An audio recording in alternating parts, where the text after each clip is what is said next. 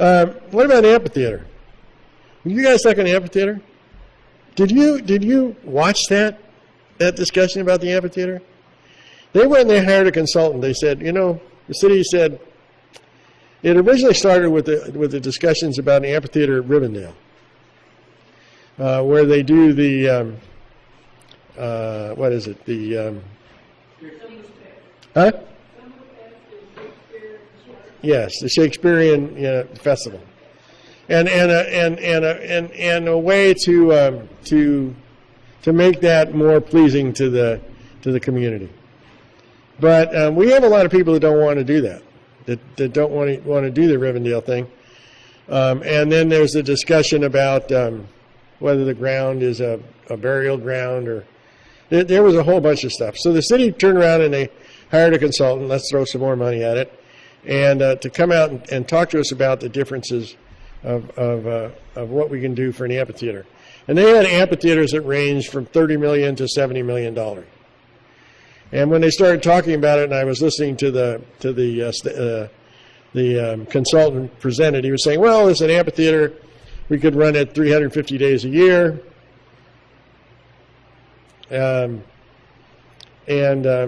you do the whole thing, the big one, the big one that would really be good for your community, it would only cost the city $70 million to build. And then, once they built it, takes another $3 million to run it. $1.5 million to be provided by the city, and $1.5 million to be raised by a nonprofit that's hiring these people, that are bringing people in to perform. I think that even scared our council. So they kind of said, well, let's put this on a shelf, and let's think about this for some other time. So unless we go back to a much more modest approach, I think that an amphitheater is not in our future. But then on the consent calendar was the Sand Canyon Resort. So we have a golf course in Sand Canyon.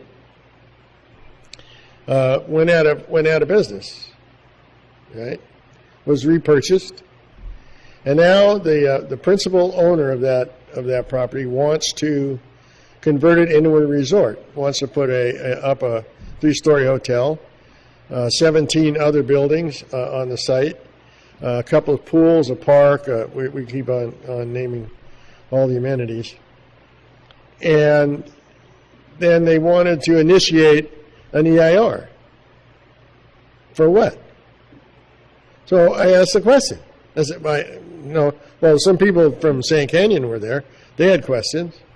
I specifically said, if you would ask me, what's the most dangerous road in the city to drive on, I would say Sand Canyon at night. It's pitch black. It's 2 lanes. Part of it has no shoulder. Got trees right next to the road, right? The killer tree that everybody keeps hitting. It's just not the place where I would think we want to go drag in. Well, they were talking about they wanted a parking lot for 500 cars. So I just don't think it's another place where we want 300 or 400 cars rolling up and down the road. But worse than that is that when you looked at the agenda report and the staff report, there was no plan. There was no drawings or renderings of what this might look like, or how it was going. The only thing we were told was that they wanted to build it within the confines of the 19-hole hillside golf course. But then they said something else that kind of struck me. They said, well, we need to rezone it because right now it's zoned open space. Which brings me to the first question: how in the world did they get permits to grade and build a golf course in open space? Who approved that? And now they're saying, well, since it's already been a golf course, we want to rezone it from open space to commercial.